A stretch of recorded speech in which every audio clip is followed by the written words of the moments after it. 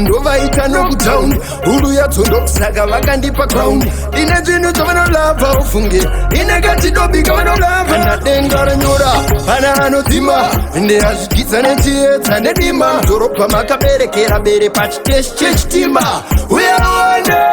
munhu wese kuti tamagu wangu tamagu wangu tamagu wangu maimwana tamagu wangu maimwana tamagu wangu maimwana tamagu wangu tamagu wangu tamagu wangu maimwana tamagu wangu maimwana tamagu wangu maimwana Live long chama long live chama live long chama zviri kufamba tirandu vaya vakantamba rafucha makuvangu ishumba ndasumuka ndichatumba skillful ndindeka ndine chidobi wona chidobi skillful ndichinara ndikope chidobi asi fotokopi skillful vazhinji vakadaidzwa isu kwakusarudzwa skillful handina competition parokeshani ini ndinonyunya handingoroveke gunda setende vakandisona isha muimba ramatonya vamwe vakarasha kutenda kwavo kwavaivanako mandirasa handina kuwanda paikira munhu wese kuti chama showesho makota showesho tama showesho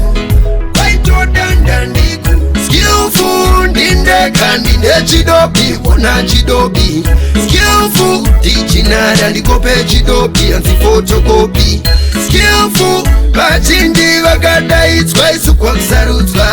skillful handina competition parokeshani kujarira pasi modzi kuchingonaya inomera chopuchopu tevera chiedza chako wake up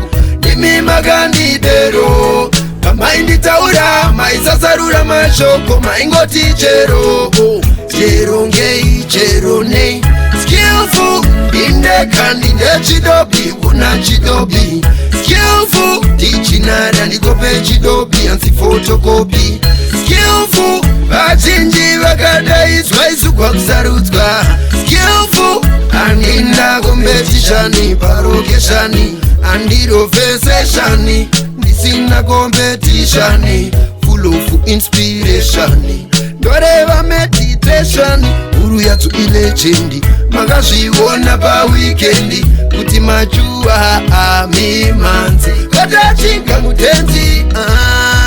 skillful ndindeka ndine chidobi wona chidobi skillful ndichinara ndikope chidobi anzi fotokopi skillful vazhinji vakadaidzwa isu kwakusarudzwa skillful handina competition parokeshani skillful ndindeka ndine chidobi wona chidobi skillful ndichinara ndikope chidobi anzi fotokopi skillful vazhinji vakadaidzwa isu kwakusarudzwa skillful ndina competition parokeshani tembekedzo namanja